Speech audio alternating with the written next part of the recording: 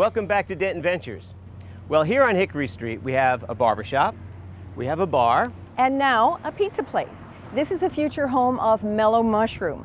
Martha Jensen brought the first Mellow Mushroom to Texas 6 years ago in Fort Worth. And now she's decided to open one here in Denton, in part because she likes the vibe.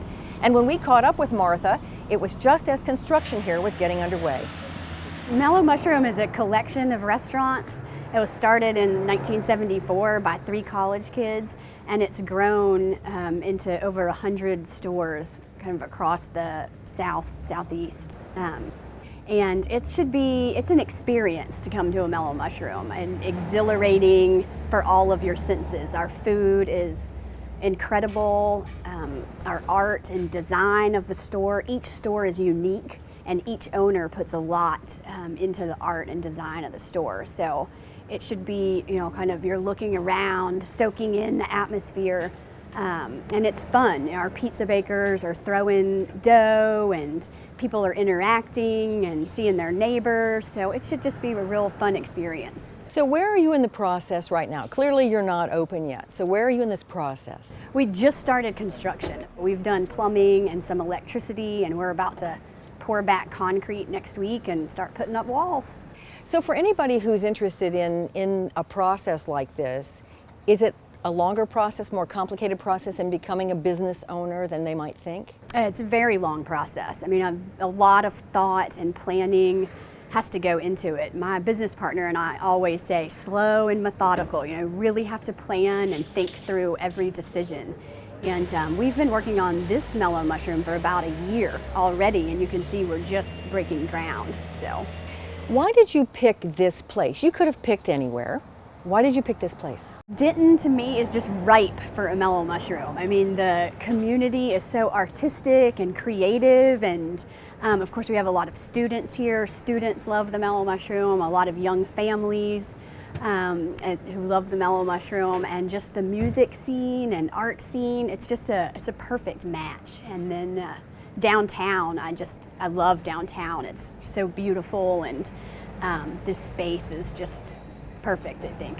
Hickory Street is part of what we're looking at today in this program, and so Hickory Street attracted you, and this building attracted you. Why? Well, Hickory Street is booming. I mean, Fuzzy's and Dan Silverleaf obviously has been here doing well for a long time, and all the new restaurants coming into the area, so it's just an exciting time to be part of Hickory Street. The A train coming up is another exciting element, and this building just has so much to offer with the brick interior walls and the trellises, and we'll also have a huge patio out back, so it's really a perfect space. You had said to me one time that you didn't want to just be in a strip center, that the whole part of the vibe and the excitement, so the building had to be right. Mm-hmm. Absolutely.